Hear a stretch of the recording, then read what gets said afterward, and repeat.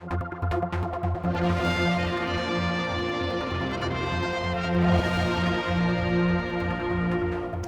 me is Phil Gawne, and amongst the items I'd like to talk to you about is what's going on down at the airport. You've highlighted taxi operators. I want to widen that out in a second, but first of all, you're now going after taxi drivers to pay for parking there when they're waiting for people, which in turn will be passed on, of course, to the end user. Another drip, drip, drip tax.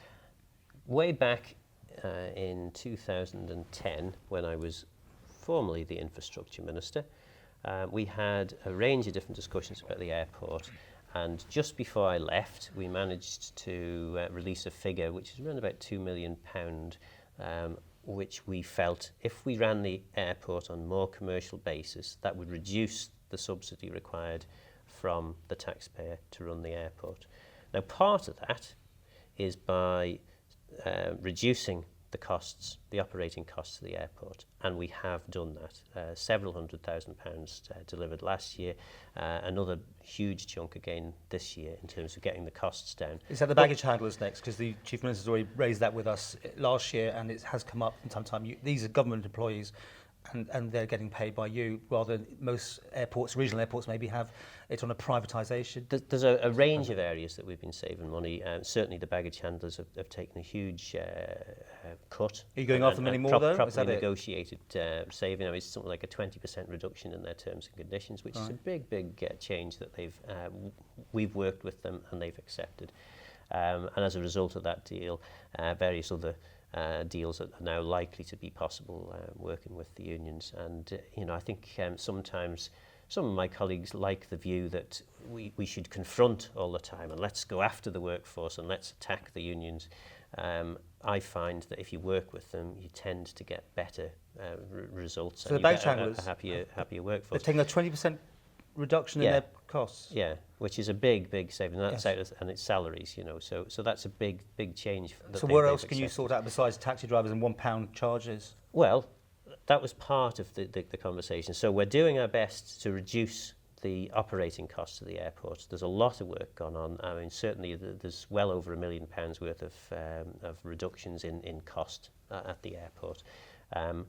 But what we know is that similar-sized regional airports across the British Isles would be expecting to have income levels of probably more than double the income level that our airport generates.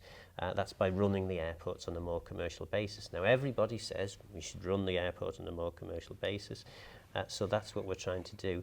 And I absolutely know that people don't want to pay for what had been free parking, and they don't want, I'm sure the taxi drivers will tell me they don't want to have to pay effectively £1 per pickup at the airport.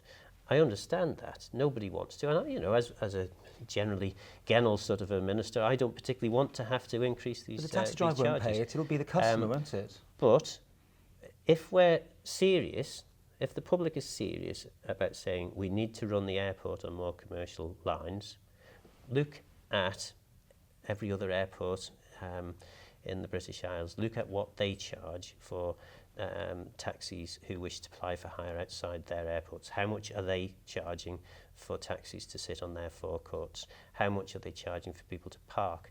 Now, I know Gloucester doesn't charge for parking, and I think Guernsey doesn't, but the rest do, and they generally charge more, if not significantly more, than we do. Now, I don't particularly want to see us going to the silly end of parking. I mean, the likes of Liverpool, where you can practically lose your house with the charges that you can get imposed on you. I don't want to go down that route, but I do think we've got to be serious here.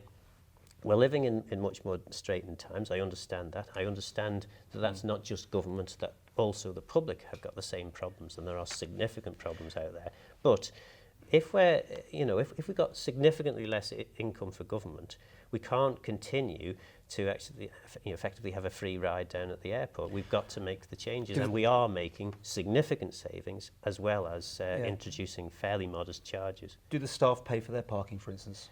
I don't think they do at the moment. But you don't know? They don't at the Okay. moment, but So isn't that where the pain's meant to be felt by charging people, things like that? Well, you'll be aware that we have agreed to start rolling out charging for the civil service, particularly in the congested areas around Douglas. Yeah. And clearly, we need to get that introduced first. There is resistance, it's fair to say, from some areas of government, and not least a few politicians who are determined that they're not going to pay to park. But I'm determined that we should introduce those parking charges. Where there is a commercial value to parking, we should be charging government workers. So inevitably we'll have to look at doing that at the airport. And just back to something like the baggage handlers, not just picking them as just as an example though. Is it not easier as a government to have them in the private sector anyway, so they're not on your books anymore? Is that not, therefore there's no pension liabilities and so on, that sort of thing? Isn't that how a UK airport, if you want to be looking at a regional UK airport, would be managing it? The government or the local government wouldn't be running it, would it? You're absolutely right.